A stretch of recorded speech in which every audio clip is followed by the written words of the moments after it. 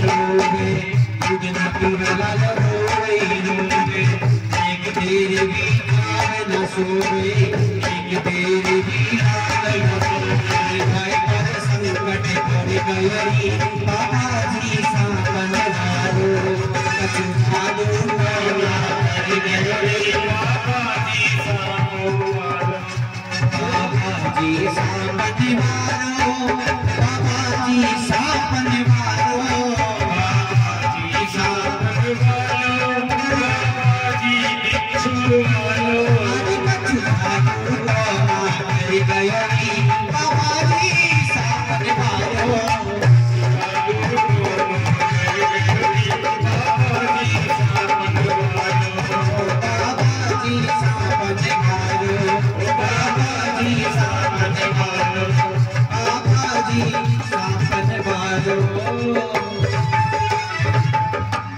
शंकर भगवान होना हो कछु जादू टोनो कर गयो री बाबा जी सांपन वारो सांप जिनके गले में लटकी हुई सर्प। सभी गोपियों ने यशोदा से कहा कि उसे बुलाओ, तो यशोदा ने एक गोपी को भेजा। गोपी दौड़ती हुई जाकर बाबा जी के पास में पहुंची और बाबा जी से कहने लगी कि अरे बाबा तुम्हें यशोदा मैया याद कर रही है। बोले बाबा कहने लगे कि यशोदा मैया की जरूरत होगी तो हमारे पास आ जाएगी, अब हम कहीं नहीं जा रहे। बोले यशोदा मैया तुम्हें कन्हैया का दर्शन करवाएगी। और जैसे ही दर्शन का सुना महाराज सब चिंते छोड़ दिए, वहीं सीधे दौड़ करके नंद भवन पे आ गई। माँ यशोदा कन्हैया को गोद में लेकर के दरवाजे पर आ गई।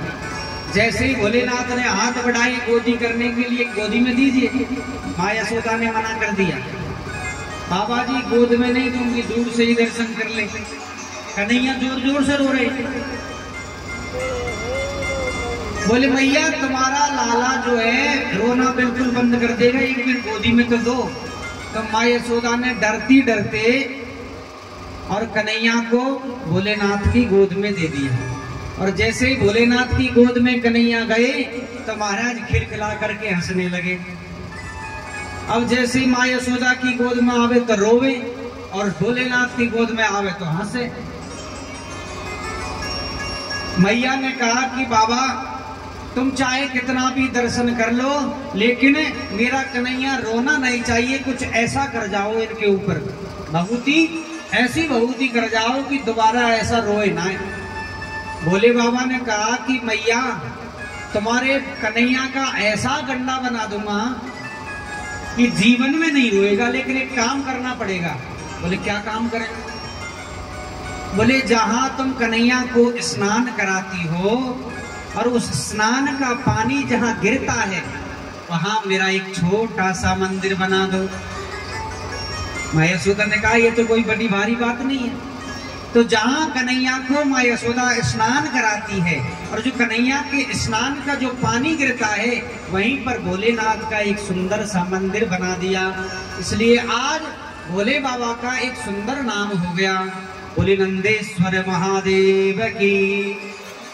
नंद भवन में शंकर भगवान का मंदिर बन गया, इसलिए नंदेश्वर नाम पड़ा। इधर महाराज कन्हैया पूरे 1 वर्ष के हो गए, लेकिन अभी नामकरण नहीं हुआ। इधर देवकी और वसुदेव को चिंता हुई।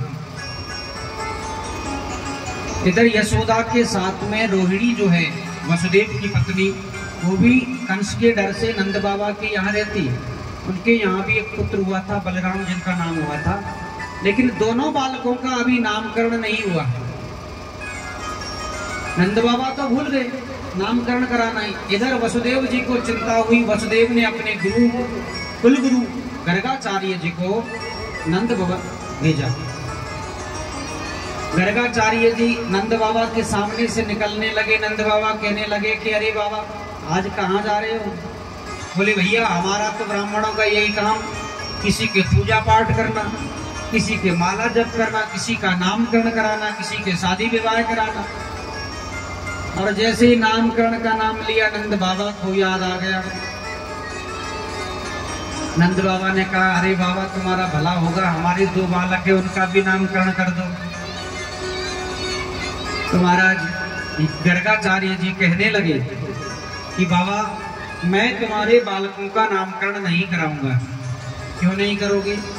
क्योंकि मैं हूँ यदुकुल का कुलगुरु, और यदि मैंने तुम्हारा नामकरण किया बालकों का, कंस को मालूम चल गया ना, तो कंस हमें जिंदा नहीं छोड़ेगा। और जिंदा छोड़े या ना छोड़े, लेकिन ये मालूम चल जाएगा कि ये जो 2 बालक हैं ये वसुदेव के हैं, इसलिए हम नामकरण नहीं कराएंगे। नंद बाबा ने कहा कि बिल्कुल ऐसा दुबके छुपके करेंगे कि किसी को मालूम भी नहीं चलेगा।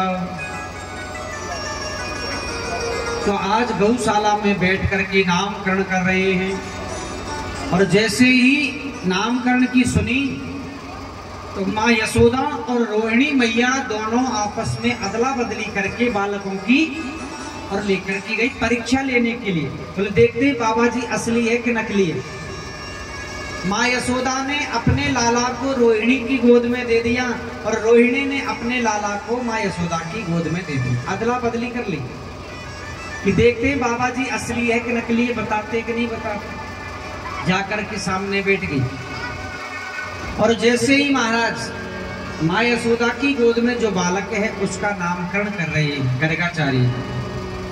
अयम ही रोहिणी पुत्र रामयन सुहृदयो गुण आख्यास्यते राम इति बलाधिक्यात् बलं विदुः। बोले यशोदा मैया तुम्हारी गोद में जो बालक है वो तुम्हारा नहीं है, किसका है? बोले अयम ही रोहिणी पुत्रो, ये रोहिणी का पुत्र है, इसलिए रामायण सुहृदो गुण, इसमें बहुत गुण होंगे और इसका नाम राम होगा। आख्यास्यते राम इति बलाधिक्यात् बलं विदुः, बल की अधिकता के कारण इसका नाम बलराम होगा। अब जैसे ही रोहिणी की गोद में जो माँ यशोदा का लाला है उसका जैसे ही नामकरण करने लगे, तो महाराज उसका नामकरण करते करते गर्गाचार्य जी की समाधि लग गई, त्राटक समाधि लग गई। त्राटक समाधि कैसी होती है जी? बोले आंख खुली रहती है, मुंह खुला रहता है और श्वास बंद। श्वास बंद हो जाती है, आंख खुली रहती है, मुंह खुला रहता है। जैसे व्यक्ति कोमा में चला जाता है ना, वैसे ही त्राटक समाधि लगती है। जो श्वास है उसको अपने मस्तिष्क में रोक लेते हैं, उसको कहते हैं त्राटक समाधि। भगवान के रूप को देख करके और गर्गाचार्य जी की त्राटक समाधि लगी। अब महाराज माँ यशोदा आवाज लगावे, बाबा कहाँ चले गए? रोहिणी मैया उसको पकड़ पकड़ करके हलावे, लेकिन बाबा की समाधि नहीं टूटी। और जैसे ही महाराज समाधि टूटी, कहने लगे गर्गाचार्य जी की, अरे मैया मैं तो ध्यान लगा करके देख रहा था कि इस बालक का नाम क्या रखें, क्या नाम होगा? बोले बहुनी संति नामानि रूपाणि च सुतस्य च गुणकर्मानुरूपाणि